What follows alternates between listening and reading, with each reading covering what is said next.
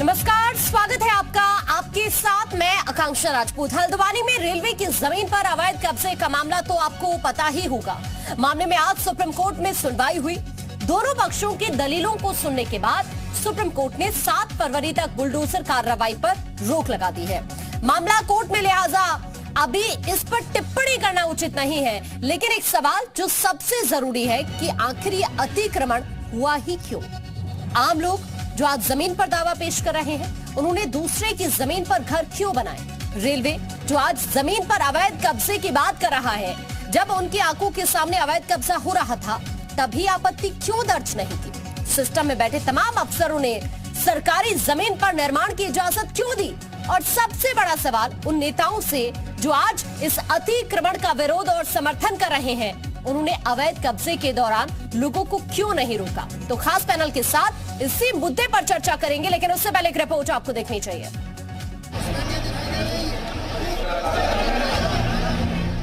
वाकई supreme court का फैसला इंसाफ परस्ती पर आमादा है। मैं ही नहीं, पूरी अवाम और हर इंसानियत पसंद शख्स इसमें खुश है। गरीबों के हालात क्या थे अभी तक, आज उनके चेहरे पे कम से कम 7 फरवरी तक खुशी तो महसूस हुई।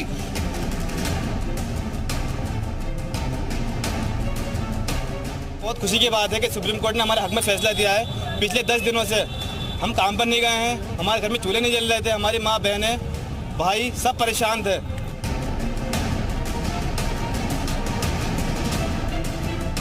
पूरी उम्मीद थी, हमने पहले ही कहा था कि न्यायालय के ऊपर पूरा भरोसा है। जिस तरीके से उच्च न्यायालय पे भी पूरा सम्मान किया हम लोगों ने और अपने शांतिपूर्वक तरीके से संवैधानिक तौर पे हम लोगों ने अपना प्रोटेस्ट किया। हल्द्वानी में रेलवे जमीन पर अतिक्रमण विवाद में सुप्रीम कोर्ट ने सुनवाई करते हुए नैनीताल हाईकोर्ट के फैसले पर रोक लगा दी है। कोर्ट ने सुनवाई करते हुए रेलवे और उत्तराखंड सरकार को नोटिस जारी किया है। साथ ही कोर्ट ने कहा कि 50,000 लोगों को रातों रात नहीं हटाया जा सकता है। इसमें मानवीय पहलू को भी देखा जाना चाहिए।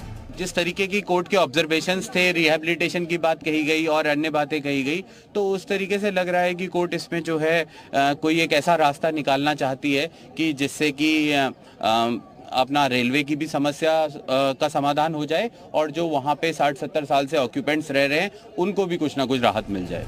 साथ ही कोर्ट ने कहा कि मालिकाना हक के दावे के दस्तावेज भी देखे जाएंगे और अगर ये जमीन रेलवे की है तो उस पर आगे अवैध निर्माण न हो।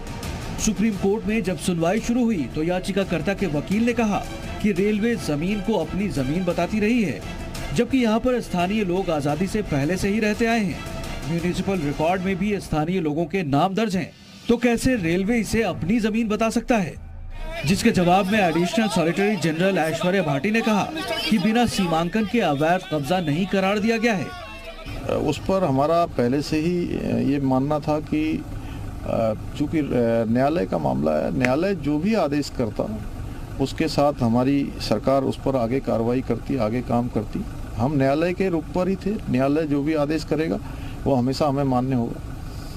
सुप्रीम कोर्ट ने इस मानवीय पक्ष को समझा और उन्होंने तोड़फोड़ की कार्रवाई, जो नोटिस आदि जारी किए गए थे, जो वहाँ पुलिस फोर्स भेज दी गई थी, तोड़ने की पूरी तैयारियां हो गई थी, उस सब पर रोक लगा दी और राज्य सरकार से कहा है कि इस समस्या का समाधान निकाल कर लाओ, कैसे लोगों को बसाना है। दोनों पक्षों की बात को सुनते हुए सुप्रीम कोर्ट ने नैनीताल हाईकोर्ट के फैसले पर रोक लगाते हुए मामले को 7 फरवरी तक के लिए टाल दिया है।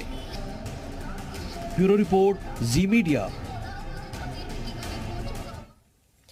चर्चा शुरू करेंगे उससे पहले आपको बताते हैं कि जिस जमीन पर अवैध बस्ती बसी हुई है उसको लेकर रेलवे और स्थानीय लोगों के पास क्या क्या सबूत है। कुछ ग्राफिक्स इस वक्त हम आपको आपकी टीवी स्क्रीन पर दिखा रहे हैं। एक तरफ रेलवे और दूसरी तरफ लोगों के पास जो सबूत का जिक्र वो कर रहे हैं।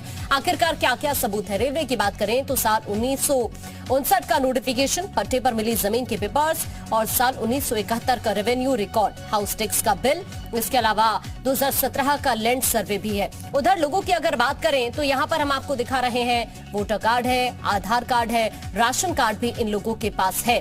अब ऐसे में अतिक्रमण के दायरे में क्या क्या आता है ये भी आपको जान लेना चाहिए, क्योंकि यहाँ पर देखिए 4000 से ज्यादा घर हैं, 10 मस्जिद बनी हुई है, 12 मदरसे यहाँ पर बने हुए हैं।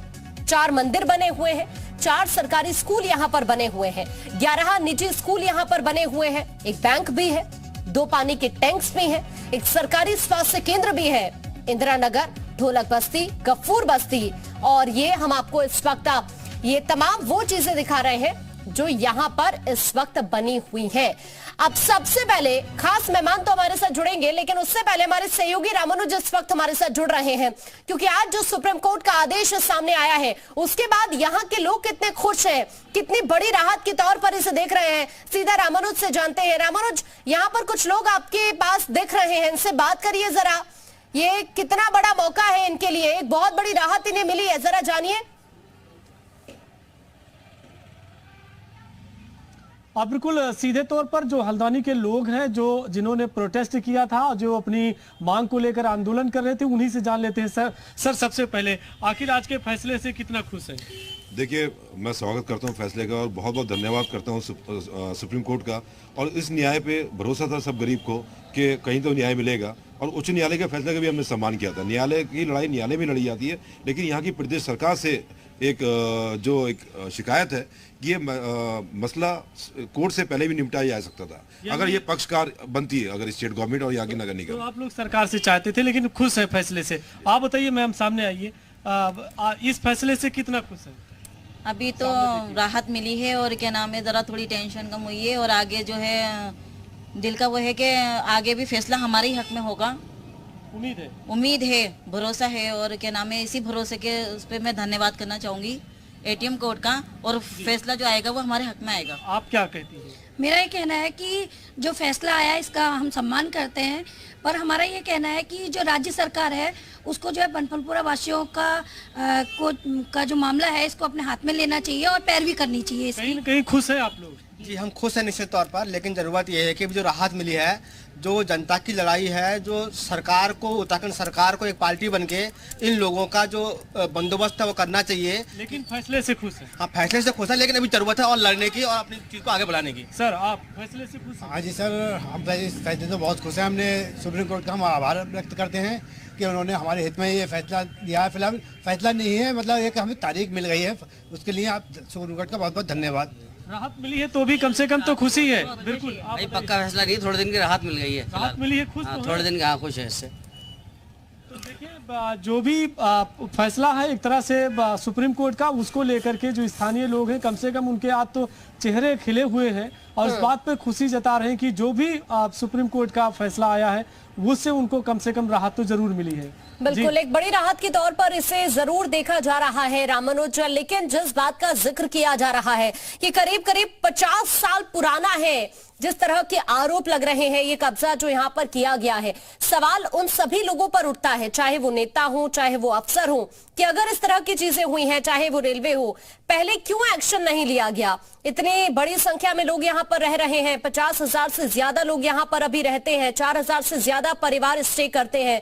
लेकिन अब कहीं ना कहीं एक राहत के तौर पर इस फैसले को इन लोगों के लिए तो जरूर देखा जा रहा है। कुछ और लोग जो इस वक्त आपके पास यहाँ मौजूद हैं, उनसे और बातचीत करिए जरा। बिल्कुल, ये आपका जो सवाल है वो इन्हीं लोगों से जान लेते हैं कि आखिर में आपसे ही पूछ लेते हैं कि इतना बड़ा पूरी बस्ती बसी, तो इसमें एक सवाल उठ रहा था कि उस समय पे चाहे अधिकारी थे या जो भी सरकारें थी, क्या उनको इस बात का पता नहीं था कि ये अतिक्रमण हो रहा है, खासतौर से रेलवे को? देखिए, अगर हम तथ्यों को जानेंगे तो जो ये बस्ती है ये आज से नहीं बसी है, बल्कि 1815 या उससे भी पहले से ये बस्ती बसी हुई है, और लोग जो है वो आज़ादी से पहले से रहते आ रहे हैं। यहाँ 1944 का स्कूल यहाँ पे है और ये दिखाता है कि लोग आज़ादी से पहले से रह रहे हैं। तो हम जी, तो मैम आप बताइए कि आखिर ये बड़ा सवाल उठ रहा था कि अगर ये इंक्रोचमेंट था, अतिक्रमण था, तो उस समय या रेलवे या जो प्रशासनिक अधिकारी थे वो सामने आते तो अच्छा होता। हाँ, सही बात है। अगर आपके पास कुछ कागज है, कुछ प्रूफ है तो आप दिखाइए, जैसे हमने दिखाए हैं, हमारी तमाम जो भाई साथी लोग हैं सबने दिखाए हैं। आप भी दिखाते कोई आपके पास जो मुद्दा, जिस मुद्दे पे लड़ना चाह रहे थे, अपनी बात रखना चाह रहे थे, अगर आपको ये भूमि चाहिए थी तो आप हमसे बात करते। लेकिन ये क्या बात हुई कि आते ही एक टेंशन। तो सर, आप क्या मानते हैं कि आखिर रेलवे को भी पहले सामने आ जाता तो कम से कम ये इसे को आके बताना चाहिए था। यहाँ पर ऐसे थोड़ी होता है कि 8-10 दिन का टाइम लेके आपने वो दे दिया, ये किसकी साजिश है, ये है क्या है?